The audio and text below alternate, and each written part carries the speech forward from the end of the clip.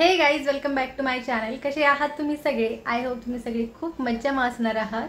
आम्ही पण मस्त मजेत आहोत। आता दुपारचे वाजले 3। आता आम्ही चाललोय सिद्धेश्वर मंदिरला। ते सिद्धेश्वर मंदिरला आम्ही दर्शनासाठी तर चाललोय, पण अजून दुसरं एक आहे काम, तर ते पण मी तुमच्यासोबत शेअर करेल। आणि जर तुम्ही आज फर्स्ट टाइम माझा ब्लॉग बघताय तर प्लीज चॅनलला सबस्क्राइब करा आणि व्हिडिओला लाईक करायला विसरू नका। पहिले व्हिडिओला लाईक करून टाका। मार्केटमध्ये प्रचंड गर्दी। तर काय 2 दिवस बाकी आहे बघा गणपती येण्यासाठी, आणि पोळा नुकताच झालेला, पण बैल खूपच सुंदर, एवढे क्यूट सुंदर बैल होते। पण आम्ही सध्या तर नाही घेतले, आम्ही नेक्स्ट इयरला नक्कीच घेणार। आणि गणपती पण खूप जास्त सुंदर होते तिथे, पण खूप जास्त गर्दी होती, त्यामुळे मी तेवढा काही तिथला शूट नाही घेतला। नंतर इथे आम्ही नवीनच साचा घेतला, म्हणजे साचा घेतलाय, मावशीला घेतलाय तो आईने, तर त्यावर नाव टाकायचं होतं, त्यासाठी तिथे थांबलो। नंतर परत बुंदी घेण्यासाठी आलो। तर बुंदी कशासाठी? तर प्रसाद वाटप करायचे सिद्धेश्वर मंदिरमध्ये, तर त्यासाठी तिथं बुंदी घेण्यासाठी आलो होतो। आणि खूपच छान मस्त डेझर्ट दिसत होते तिथं, छान मिठाई दिसत होती, पण जास्त मिठाईचा खाणं चांगलं नसतं, त्यामुळे आम्ही दुसरी कोणतीच मिठाई घेतली नाही, फक्त तिथं बुंदी घेऊन निघालो आम्ही मंदिराकडे। आणि हा व्हिडिओ आय थिंक अमावस्येच्या दिवशीचा आहे। तर अमावस्येच्या दिवशी आम्ही गेलेलो, आणि मला थोडंसं लेट पोस्ट करते मी, कारण की माझी तब्येत थोडीशी ठीक नसल्यामुळे एडिटिंग करतच नाही आहे मी। 2 दिवसापासून थोडी तब्येत ठीक नाही, म्हणून लेट गेले। माझ्या पोळ्याचा पण व्हिडिओ लेट गेला आणि हा पण लेट येतोय।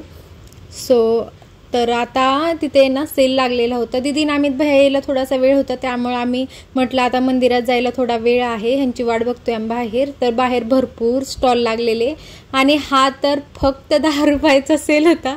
म्हटलं बघू 10 रुपयाचं काय काय असते तिथे। तर खूप छान अशा क्यूटशा गोष्टी दिसल्या तिथे, छोटी भांडी होती, सगळं प्लास्टिकचंच होतं, पण छान होतं, क्यूट होतं। तर तिथून आईला 1-2 गोष्टी आवडल्या होत्या, आणि पिल्लूसाठी आईसाठी पण, तर त्या घेतल्या आईने। आणि नंतर मग निघालो तिथनं। मला तर एवढं हसायला येत होतं, एक तर मोदक एवढा मोठा होता ना, तो मोदक बघूनच मला हसायला आलं। पण ते नसतं का जिथं मोठे गणपती बसतात ना, तर आय थिंक तिथेच ते असं मोठा मोदक बनवत असतील, नाहीतर मी एवढा मोठा मोदक मला ते दाखवायचं लक्षातच नाही राहिलं। पण नंतर जेव्हा मी एडिट करत होते माझ्या लक्षात आलं की मी का बरं हसत होते, तर नाही, मी ते मोदक बघून हसले होते।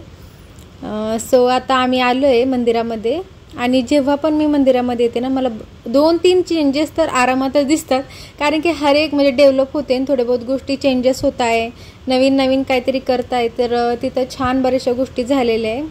मी आता आय थिंक मला 1 महिना झाला येऊन, तर काही ना काही नवीन बघायला मिळतंच इथं।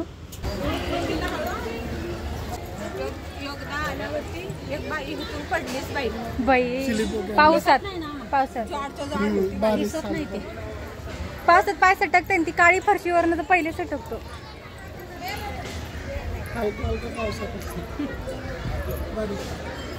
आपण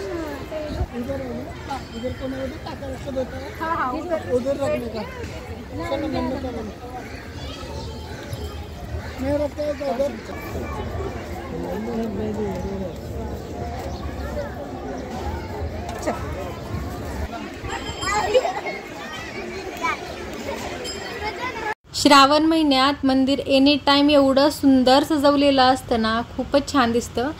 एकतर संक्रांतीच्या टायमिंगला आणि श्रावण महिन्यामध्ये तसं एनी टाइम असं असतं सुंदर पण सजवलेलं, पण श्रावण महिन्यात खूप जास्त अशी ताजी फुलं वगैरे छान सजवलेलं असं, रिअल फुलांनी सगळे।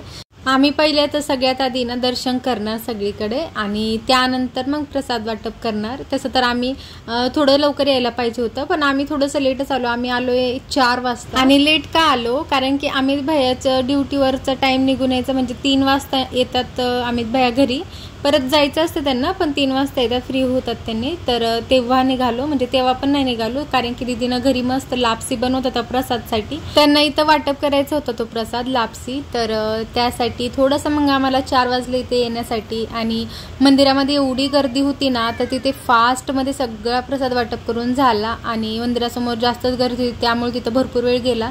तिथं मी काही सुद्धा तिथला म्हणजे मंदिराचं पण शूट नाही घेऊ शकले। आम्ही पहिले दर्शन घेतलं, ते पण मी काही शूट नाही केलं।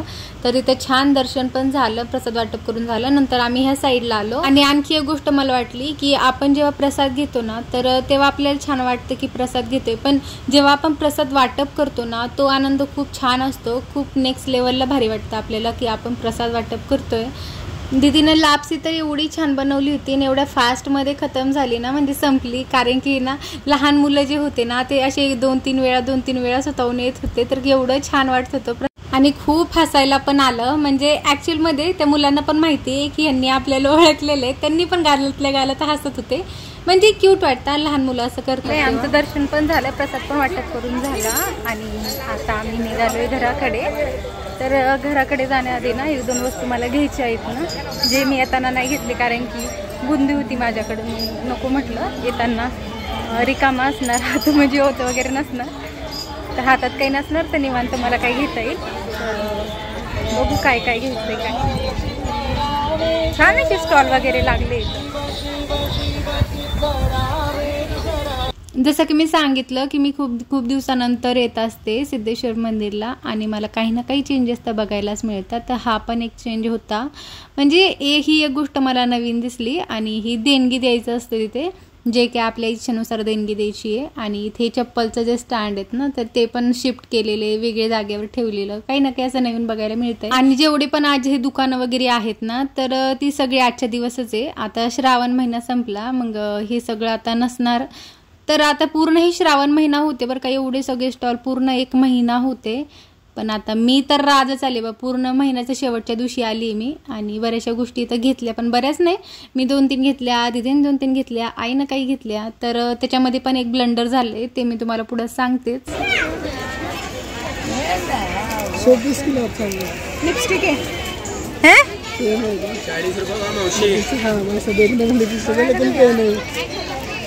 ही तलवार छान आहे.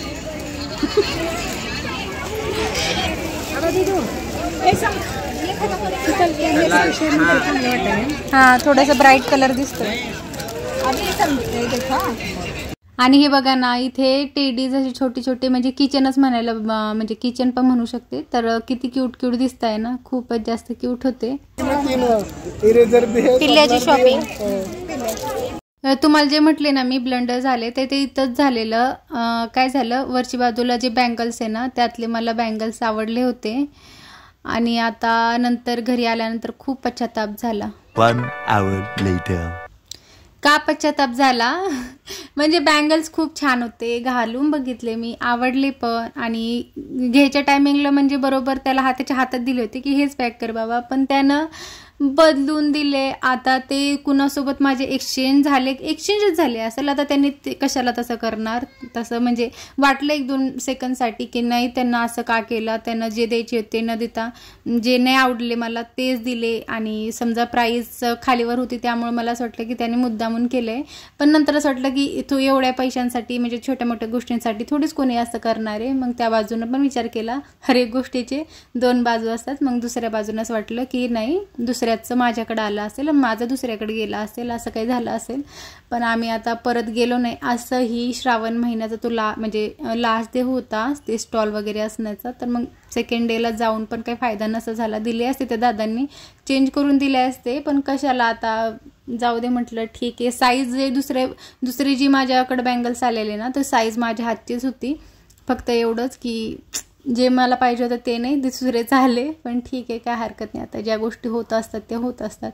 घरी आल्यानंतर मग घरातली कामं पटपट आवरायला सुरू केली, कारण की ऑलरेडी उशीर झाला होता. आजकाल सध्या म्हणजे आज तर पाऊस पडतोय, पण त्या टायमिंगला म्हणजे अमावस्या वगैरे होती, 2-3 दिवस मस्त पाऊस वगैरे काही पडला नाही. छान कपडे सुकताय.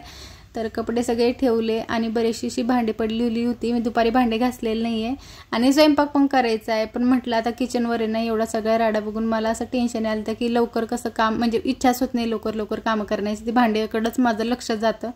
म्हटलं चला पहिले थोडंसं रिकामं करून घेऊया किचन आणि सगळ्यात आधी मग भांडे घासायला सुरुवात केली. दुपारीच घासून घ्यायला पाहिजे होती मी सगळी भांडे, पण काय झालं, मला असं वाटलं की आम्ही थोडं लवकर जाणार आहे 2 वाजता. मी विसरलेच की आम्ही बाहेर 3 वाजता निघणार ड्युटीवरनं वगैरे. तर ते माझ्याकडून राहून गेलं, म्हणजे स्किप झालं माझ्या माइंडमधून. तर त्यामुळं मी घासले नाही. आल्यानंतर मग सगळी एकत्रच कामं करावी लागली. पण जाऊ दे, आता झालं ते झालं. पटपट सगळी कामं आवरली आणि नंतर स्वयंपाक करायला घेतला. आणि स्वयंपाक मी आता जास्त काय असं विशेष नाही बनवणार, डाळ बनवणार.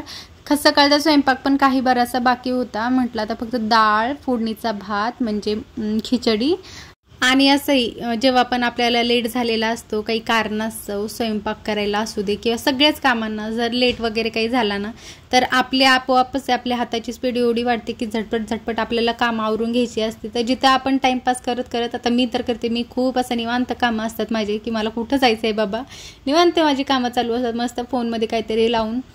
पण काही अशी घाई वगैरे असली ना, तर एवढ्या फास्टमध्ये स्वयंपाक होतो माझा, तर मलाच नंतर असं वाटायला लागतं की एवढं फास्टमध्ये झाला पण माझा स्वयंपाक. चला आजचा ब्लॉग तर इथंच एंड करूया. हा व्हिडिओ आवडला तर व्हिडिओला लाईक करा, चॅनलला सबस्क्राईब करा. लवकरच भेटूया आपण नेक्स्ट ब्लॉगमध्ये. तोवर स्वतःची काळजी घ्या.